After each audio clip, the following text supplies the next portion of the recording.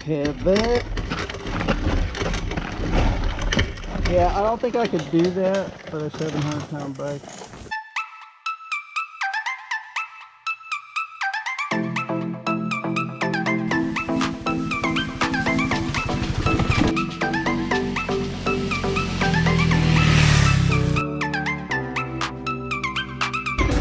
Hey, SoloScout here. I'll attempt a creator's commentary for that extra fresh yet excruciatingly boring content today. Most Sundays after church, I get to meet up with my riding buddy for a mini adventure ride. We take off in whatever direction looks rain-free and hit the first gravel road in our path. Wandering down these roads lets us enjoy our local Ozarks beauty. We'll make a nice loop of about 60 or 70 miles, then split off for home. Many times there's bonus content. We rode down here a few weeks back and wanted to see if the low water bridge had been fixed.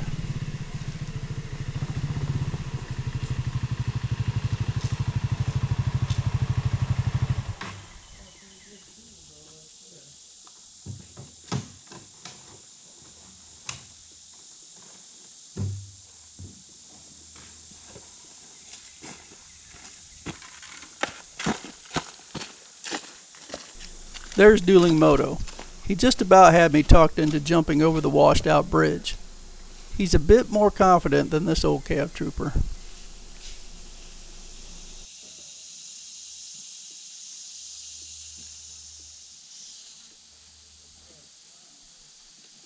Alright, pivot, pivot.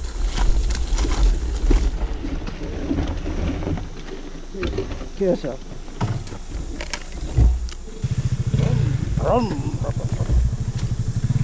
This is our usual formation here. Dueling Moto will take the point. He usually knows where we're at and which way to go, so just let him get up there and do his thing.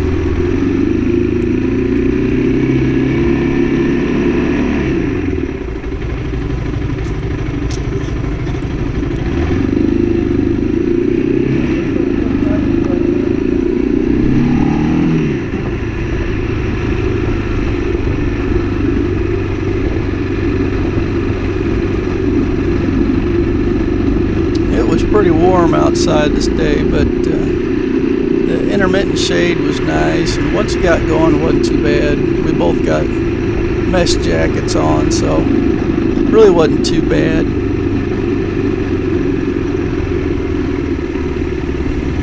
You can see he's got the tusk racks with the 25-liter side cases, hard side cases. Real nice setup.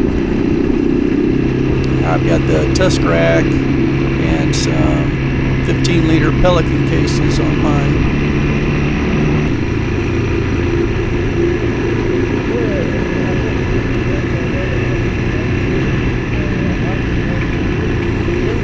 You can hear that we're just chatting away, and the GoPro on the handlebars is picking up a little bit of it, but I still don't have it set up to capture our mesh intercom audio, so that's why there's no dialogue for us. There's some rock outcroppings. Dueling Moto really likes this area, this type of landscape that we're riding through. Uh-oh, there's some water. The bane of my existence.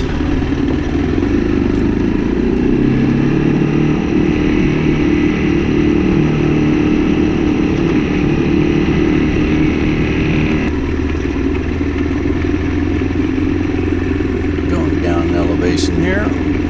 This was another one of those low water crossings that got wiped out by the flooding, and there's some people down here swimming. We decided that the 3-foot drop off was a little bit more than we wanted to tackle today, and we weren't even sure what waited for us on the other side of the river, the creek, river, stream. There's another pivot.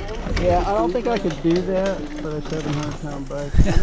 I mean, I probably could if I had to. Yeah, so we've been talking about getting bigger bikes and going on longer trips and what might be interesting for us. And Boys, when you get up in the power and the luxury and the comfort and all that, you really start adding pounds to the bike. And these little Honda 300s, they are just so much more capable of manhandling. Dueling Moto back on point.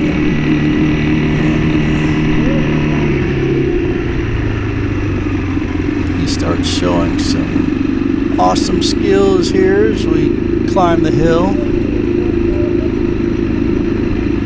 navigating the rough terrain with ease.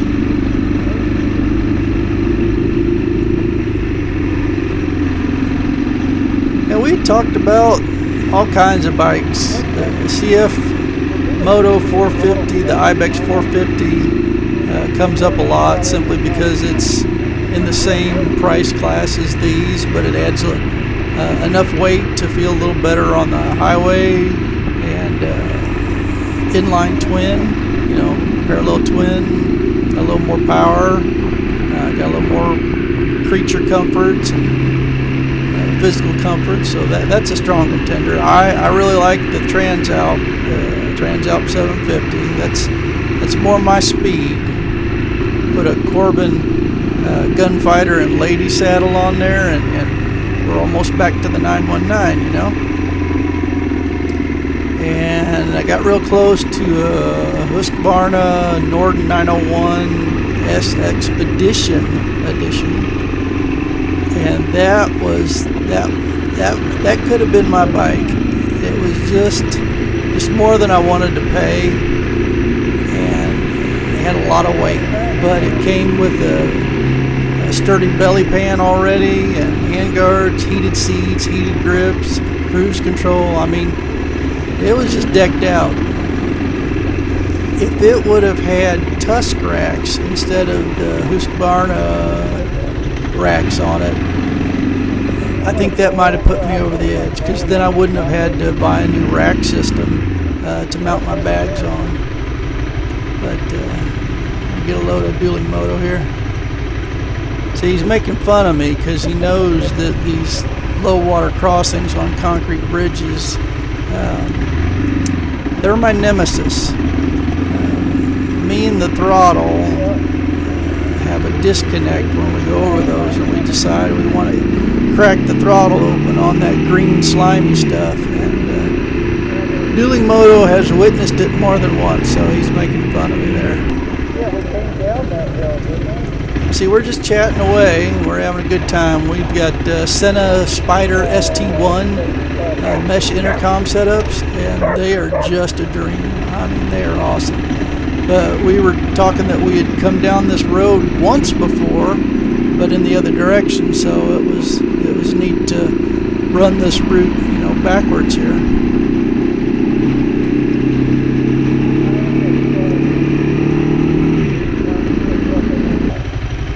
Deciding which way to go on 19 here. A little pavement action. See, on these state highways, really no problem. It's 55 miles an hour on this stretch of 19, and these bikes don't have any problem. You really don't get pushed around. You're not wandering. It does fine. It's when we want to get on I-44 and do 70 for a little bit. They're a little light. The bikes are a little light. Here's some fresh pavement that we have been down here. If you're having a cookout, there is the charcoal plant. It goes on forever. Massive. Lucky for us, they weren't charcoaling today, and we weren't riding through smoke. But it was getting a little warm. And there's some buzzard bait right there. Yeah, that one comes back. He's going to try to take out Dueling Moto. We get down here a little ways, and we'll pull over and check our route strategy, and we'll come back the other way, and there they were again waiting on them. Down a four-wheeler screaming down the road. Here's a secondary road that we hadn't been on. Chip and seals. little beat up at start, but it's pretty nice through here.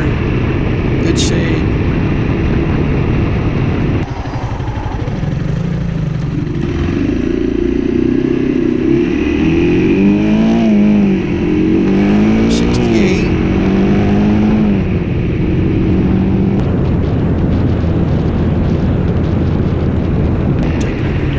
Turn here on a little back road to get back to 19. We've been on this one before, and it can trick you. You know, you're just kind of going on, and then all of a sudden there's a big old curve, monster truck over there to the right. Yeah, real nice. Then here's 19.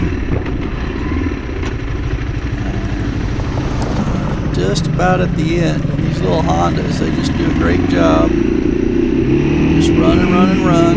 We probably spent, you know, $2 in gas at the most for our get together today.